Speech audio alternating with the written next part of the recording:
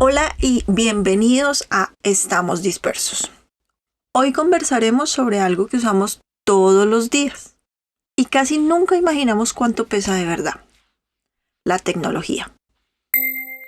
A veces sentimos que la tecnología no pesa, que un celular cabe en la mano como si fuera aire, pero la verdad es que pesa muchísimo, solo que en lugares que no vemos.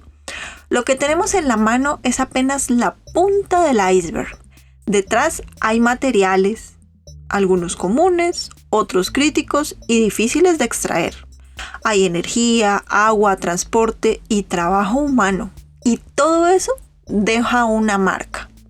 A eso le llamamos huella de carbono. Es la suma de todos los gases que contribuyen al cambio climático y que se liberan para que un producto exista.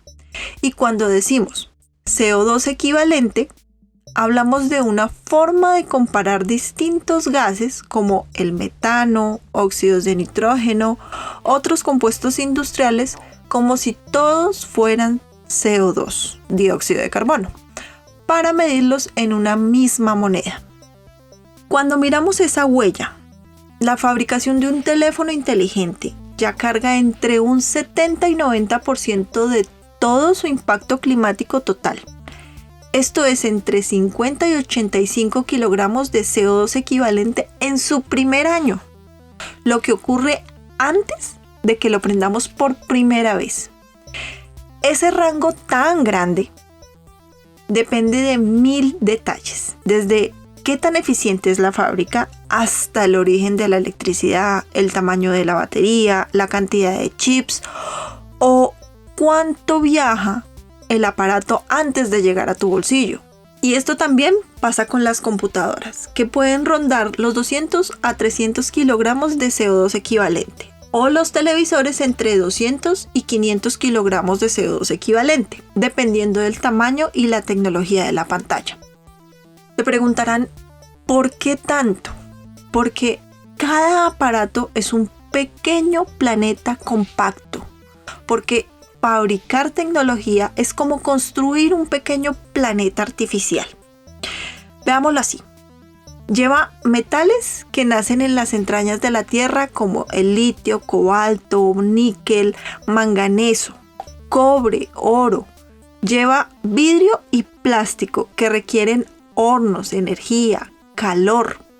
Lleva procesadores hechos en láminas finas de silicio cuya precisión es milimétrica, y lleva lo que se denominan tierras raras, esos elementos con nombres casi de ficción como neodimio, praseodimio, terbio, que hacen posible que, por ejemplo, un parlante suene o que una pantalla se ilumine con colores vibrantes. Para tener una idea muy básica, un celular puede contener apenas unos miligramos de oro, algunos gramos de cobre y aluminio, menos de 1 gramo de esas que llamamos tierras raras. Pero cuando multiplicamos eso por los más de 50 millones de celulares que se venden cada año solo en América Latina y el Caribe, esos microgramos se convierten en miles de toneladas de materiales extraídos. Y sí, la minería puede dejar cicatrices, menos bosques, aguas alteradas, suelos movidos, desechos, pero también existe minería que intenta hacerlo mejor, con estándares y controles, porque no se trata de demonizarla, sino de recordar que nuestros dispositivos vienen de ahí y que reducir la extracción es siempre el camino más sensato. Y la huella no termina en la fábrica, pues el uso también suma. La energía que consumen los cargadores, el consumo oculto de la nube cuando hacemos streaming o almacenamos fotos, y la eficiencia del aparato.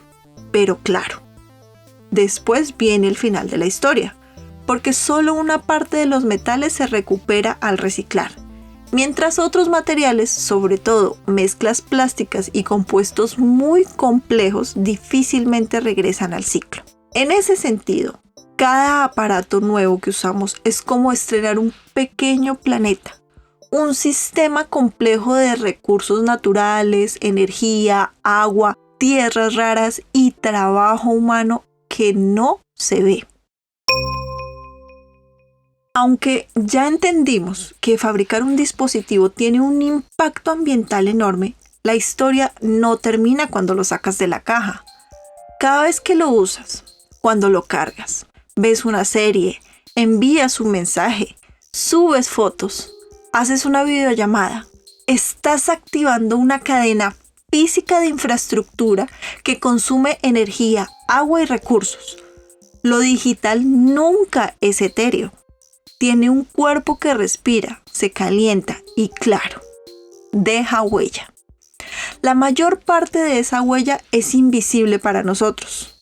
No vemos los centros de datos, ni los kilómetros de cables submarinos, ni los sistemas de enfriamiento, ni la electricidad que mantiene Internet vivo, pero están ahí y consumen. Según análisis de la Agencia Internacional de Energía, los centros de datos y las redes de transmisión generaron en 2020 alrededor de 330 millones de toneladas de CO2 equivalente, casi el 1% de las emisiones globales de energía. Y aunque la eficiencia mejora, el tráfico digital crece, tanto que el impacto total sigue aumentando. No solo se trata de los servidores, hay un reparto energético bastante claro. Aproximadamente 19% del consumo digital se va a centros de datos, el 16% en redes y telecomunicaciones y cerca del 20% en mantener cargados y operando nuestros dispositivos. Esto significa que lo que llamamos digital no existe sin electricidad, sin infraestructura o sin recursos, y que usar un celular, una computadora o un televisor es participar en ese sistema, incluso si no lo vemos. Ahora, revisemos más a detalle. ¿Qué pasa cuando usamos un dispositivo? Pongámoslo en una secuencia, como si viéramos el impacto paso a paso. 1. Cuando lo cargas. Parece poco, pero no es cero. La energía para cargar un celular ronda los 2 a 6 kWh por año, dependiendo del uso. No es lo más grande, pero multiplícalo por millones de usuarios y además la electricidad puede venir de fuentes fósiles. 2. Cuando te conectas a Internet. El dispositivo no trabaja solo. Llama a repetidoras, antenas, cable submarino, routers, servidores. Cada paquete de datos activa partes de esa red global que consume electricidad constantemente. 3. Cuando usas plataformas de streaming. El streaming se ha convertido en uno de los usos más intensivos de Internet. Solo Netflix representa cerca del 15% del tráfico mundial de descarga. Y el video en general ocupa entre el 65 y el 80% del todo el tráfico global. Esto quiere decir que ver una serie no es solo un gesto cotidiano, es parte del mayor movimiento de datos del planeta. Y cada reproducción activa mucho más que tu pantalla, porque consume energía el servidor donde está alojado el video, la red que lo transporta, el centro de datos, que además necesita mantenerse refrigerado para funcionar. Nosotros no vemos esa infraestructura, pero está trabajando cada minuto que un video está en marcha. Los primeros estudios sobre huella eran alarmistas y los análisis actuales están encaminados a dar la razón. Y es que cada hora de streaming moviliza una cadena completa de sistemas y esa cadena tiene un peso energético real. Tampoco se trata de dejar de ver series, se trata de hacerlo con más conciencia, como ajustar la resolución cuando no es necesaria, como cuando estás cocinando y ni siquiera estás viendo realmente la pantalla, o ver desde Wi-Fi, descargar contenido para verlo offline, o simplemente ser más selectivo con lo que reproducimos, ya que pequeños cambios multiplicados por millones de personas pueden hacer una diferencia enorme. 4. Cuando almacenas fotos o documentos. Cada foto que está en tu nube ocupa espacio físico en un servidor. Almacenar no es gratis para el planeta, porque hay que mantener discos duros encendidos las 24 horas del día, requiere sistemas de respaldo, energía para refrigeración. Solo las prácticas de rastreo y carga de elementos adicionales en páginas web generan un exceso estimado de 11 millones de toneladas de CO2 al año por tráfico innecesario. 5. Cuando no hacemos, entre comillas, nada con nuestros celulares, incluso en reposo, tu celular sincroniza datos, actualiza apps, mantiene conexiones. Ese flujo constante y silencioso, pero que también deja huella. Entonces, ¿qué significa todo esto?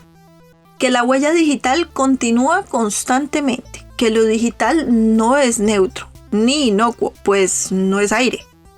Es energía, es infraestructura, es agua para refrigerar servidores, es minería que permite fabricar los equipos que sostienen Internet, es electricidad para mantenernos conectados y como todo sistema energético, tiene impactos.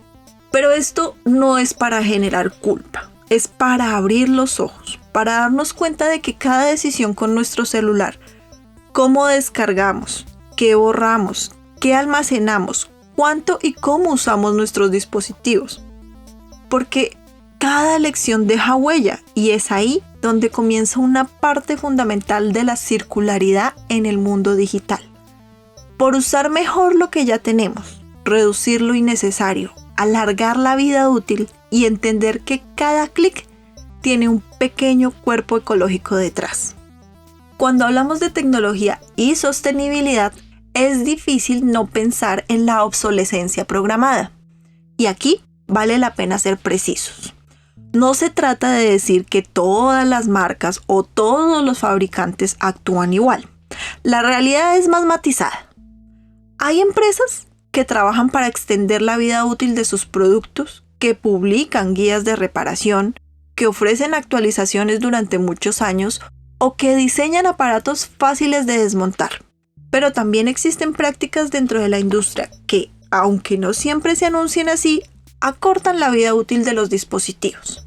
A veces es un componente interno difícil de reemplazar o baterías selladas que requieren cambiar medio aparato para poder repararlas o actualizaciones de software que dejan de llegar y hacen que un dispositivo funcione cada vez peor. Incluso pequeños detalles del diseño como tornillos únicos, carcasas que no se abren sin herramientas especializadas o piezas soldadas en lugar de ensambladas pueden convertir una reparación simple en algo casi imposible. Todo esto no significa necesariamente que haya una intención maliciosa detrás. En muchos casos se trata de decisiones tomadas por razones económicas, estéticas o técnicas, pero las consecuencias sí son reales. Aparatos que podrían durar más terminan descartándose antes de tiempo. Y ahí es donde entramos nosotros como consumidores informados. Entender cómo estas prácticas afectan la vida útil de nuestros aparatos nos permite tomar mejores decisiones. Cómo elegir productos que ofrezcan repuestos accesibles, garantías más amplias, diseños reparables o marcas que se comprometen con actualizaciones a largo plazo. No para señalar con el dedo, sino para favorecer a quienes lo están haciendo mejor y enviar una señal clara al mercado de lo que realmente valoramos. Porque si algo está claro, es que la tecnología no tiene por qué ser desechable. Puede ser duradera, confiable y reparable. Porque cuando pedimos eso y premiamos a las marcas que lo hacen posible, estamos construyendo una relación más sana con lo digital y un impacto más amable con el planeta. Y cuando apagas ese celular por última vez y lo dejas en el cajón o lo llevas a tirar, no termina su historia. Justamente empieza otra. Porque, como ya vimos, dentro tiene cobre, algo de oro y plata en las placas, litio y otros metales en las baterías y pequeñas cantidades de metales y compuestos que llamamos tierras raras en los altavoces, imanes y sensores. Estos materiales valen económica y ambientalmente, porque evitar extraerlos de la tierra otra vez reduce minería, energía y contaminación. Sin embargo, la realidad del reciclaje es complicada. Los aparatos mezclan vidrios, plásticos, metales y componentes electrónicos en estructuras compactas, por lo que separarlos de manera segura y eficiente requiere tecnología, inversión y cadenas logísticas, y muchas veces no resulta rentable. Por eso, aunque técnicamente se puede recuperar muchos materiales, la fracción que realmente vuelve a la economía de forma limpia y controlada suele ser baja en muchos lugares. Estudios y monitoreos globales señalan que en 2022 solo alrededor del 22% de los residuos electrónicos mundiales fue documentado como recogido y tratado de forma formal. Finalmente, no se trata de desalentar el reciclaje, todo lo contrario. Aunque solo una fracción se recupere hoy, cada dispositivo que entra en un circuito formal de economía circular es una oportunidad, ya que reduce extracción, mejora trazabilidad, genera experiencia técnica y crea mercado para plantas de mayor escala. Además, la historia del celular es corta. Hace unas décadas casi no existían. Aprender a recuperar sus materiales y a diseñar con circularidad en mente está apenas comenzando. Países y proyectos en la región ya muestran aumentos concretos en tasas formales año a año. En esta época empiezan a aparecer cajas grandes y pequeñas, televisores que prometen mejores colores, tablets para estudiar, consolas de última generación, parlantes inteligentes, relojes digitales y electrodomésticos compactos que hacen la vida un poco más cómoda. Cada uno de estos aparatos, por distintos que parezcan, comparten algo importante: plástico moldeado, metales extraídos a kilómetros de distancia, vidrios especiales, tarjetas electrónicas y pequeñas baterías que viajaron un largo camino antes de llegar a nuestras manos. Todo eso tiene un impacto, sí, pero también nos recuerda que cada dispositivo puede ser una inversión a largo plazo, si lo elegimos bien. Y ahí es donde entran nuestras decisiones, porque cuando pensamos en circularidad y consumo responsable, la conversación empieza incluso antes de pasar la tarjeta o de entregar el dinero. No se trata de renunciar a los regalos, sino de elegir mejor y con más intención. Si vamos a comprar nuevo, vale la pena revisar su eficiencia energética, la garantía del fabricante, la calidad de sus materiales. Un aparato que dura más no solo es mejor para el ambiente, también es mejor para nuestro bolsillo, porque más barato no siempre es mejor. A veces lo económico termina fallando más rápido y nos obliga a reemplazarlo antes de tiempo. Quizá lo que ya tenemos puede repararse, alargar su vida y evitarnos una compra innecesaria. También existe la opción de comprar reacondicionado o de segunda mano, que muchas veces ofrece un excelente rendimiento y una segunda oportunidad a productos que aún tienen mucho que dar. Por eso, antes de decidir, vale la pena preguntarnos con calma: ¿estamos escogiendo algo que durará o algo que será reemplazado en pocos meses? A veces, el gesto más sostenible no está en reciclar después, sino en elegir mejor antes. La ola de consumo navideño puede transformarse en una oportunidad para regalar distinto, con más intención, más criterio y menos prisa. La tecnología no es el enemigo, todo lo contrario. Muchas veces es una aliada que nos conecta, nos acompaña, nos inspira y nos facilita la vida. Lo que realmente nos juega en contra es el uso irreflexivo. Esa costumbre de reemplazar sin pensar. La sensación de que por ser nuevo siempre es mejor. O la idea de que estar al día es una competencia.